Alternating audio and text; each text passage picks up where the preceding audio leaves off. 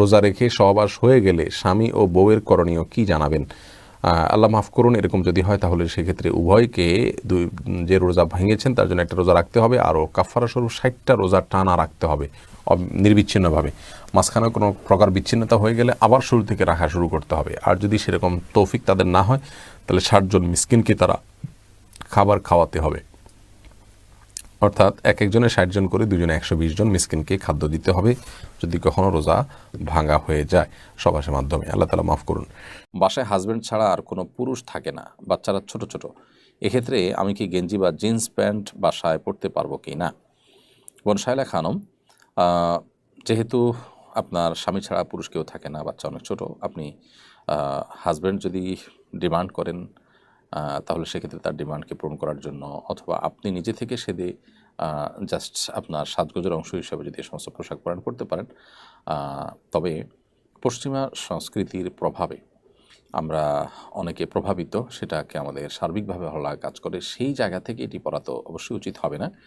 But এটি যেহেতু হারাম নয়, আপনি আপনার স্বামী সহ বাসা যখন একান্তে থাকবেন তখন পোশাকের ক্ষেত্রে শরিয়ার বিশেষ কোনো বাইন্ডিংস যেহেতু নেই, অতএব সেই জায়গা থেকে এটা আপনি অবশ্যই পড়তে পারবেন। শবে কদরের রাতে কি আমল করব?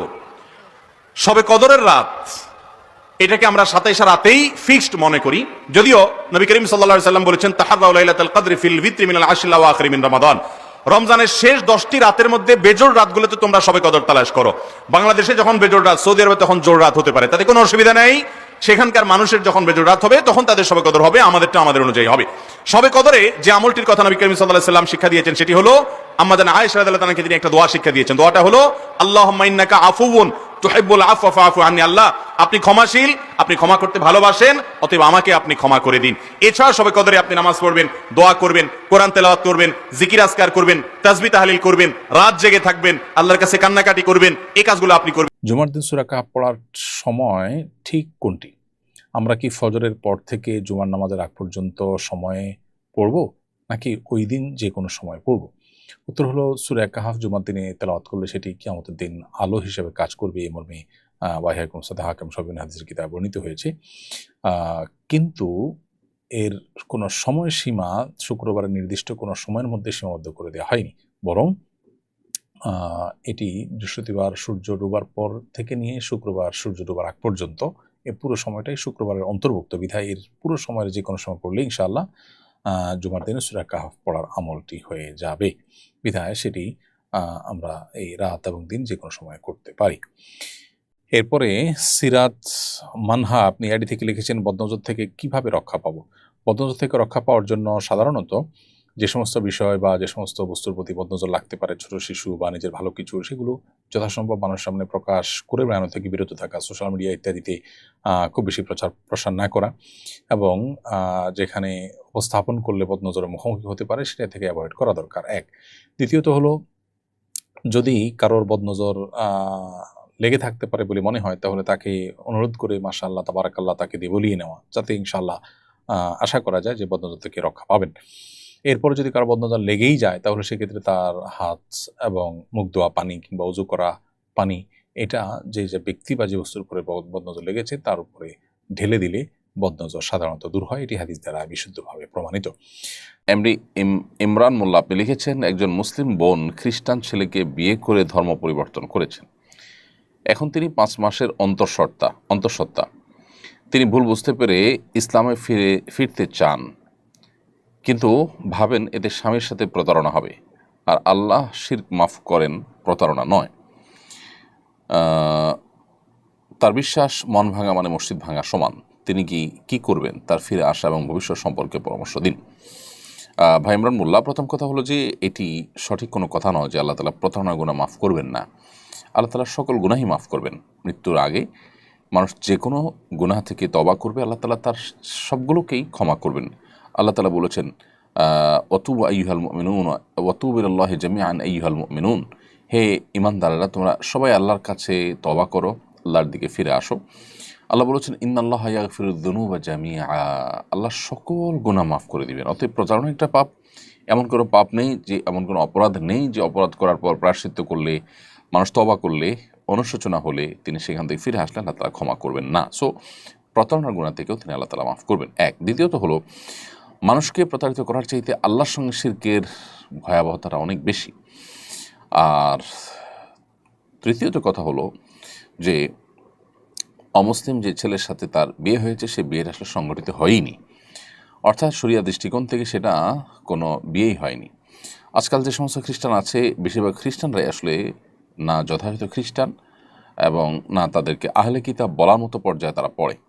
সো এরকম মানুষদের সাথে বিয়ে হলে সে বিয়েটাই বিশুদ্ধ হয় না। অতএব যে ব্যক্তি আপনার স্বামী নন, যার সঙ্গে বিয়েটা আপনার বিশুদ্ধ হয়নি, সেখানে আপনার প্রতারণার প্রশ্নটাও আসে না। অতএব তার সঙ্গে বরং আপনার এখন যে সম্পর্ক আছে সেটা অবৈধ সম্পর্ক, সেটা থেকে সরে আসার আপনার জন্য আবশ্যক। আমাদের অনেকে দিন সম্পর্কে, ইসলাম সম্পর্কে বেসিক ধারণা না থাকার কারণে এই ধরনের নানা ধরনের ধোঁয়াশাপূর্ণ বিষয় আমাদের মাথায় আসে এবং বিভ্রান্তিতে আমরা পড়ে যাই। অতএব আমরা আশা করব যে আল্লাহ তাআলা তাকে হেদায়েতের পথে ফিরে আসার তৌফিক দিবেন এবং তাকে আমরা আহ্বান করবো ইসলামের পথে ফিরে আসার জন্য, না হলে অনন্তকালের জাহান্নামের যাত্রা নিশ্চিত হয়ে যেতে পারে। আল্লাহ আমাদেরকে সবাইকে হেফাজত করুন। রাশেদা জাহান আপনি লিখেছেন, আমার 5 ছেলে 2 মেয়ে। প্রথম ছেলের জন্মের পর 50 কাঠা জমি তার নামে কেনা হয়, পরের 4 ছেলের নামে 7 কাঠা করে জমি কেনা হয়, 2 মেয়ের নামে কোনো জমি কেনা হয়নি। এখন আমার স্বামীর অবর্তমানে আমার করণীয় কি? বোন রাশেদা জাহান, আপনার ছেলে একজনের নামে 50 কাঠা আর বাকিদের নামে 7 কাঠা কিনেছেন, মেয়েদের নামে কোনো জমি কিনেননি। এটাকে আপনার সমান হারে বন্টন করার উদ্যোগ নিতে হবে। অতএব যাকে 50 কাঠা দিয়েছেন আর যাদেরকে 7 কাঠা দিয়েছেন, এই উভয়টাকে সবার জন্য সমান হারে হয় সেভাবে বন্টন করবেন। যেমন আপনার 5 ছেলে এবং 2 মেয়ে, মোট 7 জন।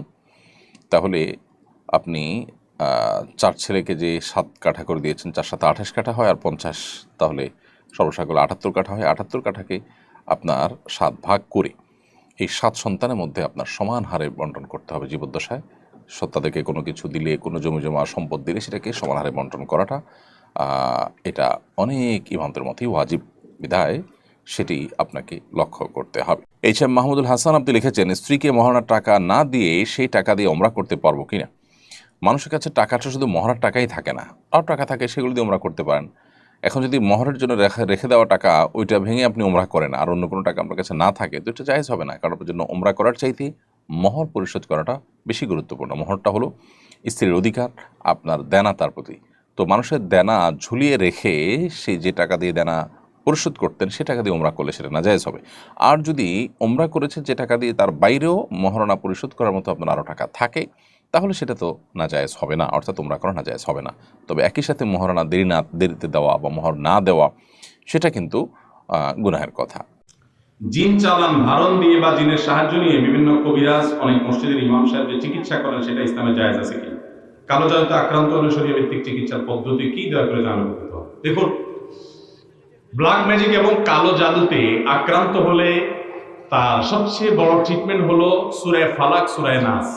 সূরা ফালাক, সূরা নাস। স্বয়ং নবী করিম সাল্লাল্লাহু আলাইহি সাল্লামকে লাবিদ ইবনে আসম নামক ইহুদি জাদু করেছিল এবং সেই জাদু থেকে তাকে রক্ষা করবার জন্য আল্লাহ তাআলা এই সূরাগুলো নাযিল করেছেন। এগুলো পড়ে জাদুগ্রস্ত ব্যক্তিকে ফু দিলে জাদুর যে জিনিসটা সেটাকে উঠিয়ে যদি ধ্বংস করা হয়, সাধারণত জাদুগ্রস্ত রোগী, ব্ল্যাক ম্যাজিকের রোগী ভালো হয়। এছাড়া এই বিষয়ে যারা এক্সপার্ট আছেন, যারা রুকিয়া করেন, আমি রুকিয়া করি না, আমি রাখি না, অনেক মানুষ অফিসে রুকিয়ার জন্য আসে আমাদের কাছে, আমরা রুকিয়া করি না এবং এটা আমার সাবজেক্টও না। যারা রুকিয়া করেন, ঝাড়ফুঁক করেন, কোরআন হাদিসের আলোকে মানুষকে ট্রিটমেন্ট দেন, আপনার সে সমস্ত আমাদের কাছে যাবেন। তবে জিনের সাহায্য নেওয়া, ইস্তেআনা বিল জিন যেটাকে বলা হয়, জিন চালান দেওয়া, জিনরে দিয়ে বিভিন্ন কাজ করানো, এটা বেশিরভাগ ওলামা ইকরামের মধ্যে জায়েজ নাই। এটার জায়েজের একটা সীমা আছে, কিন্তু বেশিরভাগ ক্ষেত্রেই আমাদের দেশে কবিরাজরা সেই সীমা পরিসীমাগুলো লঙ্ঘন করে চলে যায়। এই জন্য বিষয়ে আমাদেরকে সতর্ক এবং সাবধান থাকতে হবে।